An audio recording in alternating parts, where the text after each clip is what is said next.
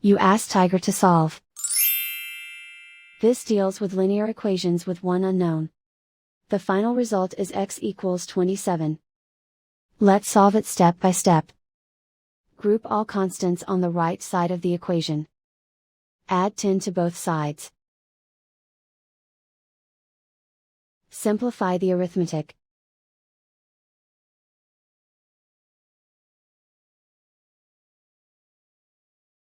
Isolate the x. Multiply both sides by 3.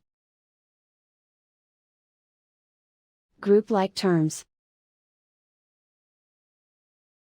Multiply the coefficients. Simplify the fraction.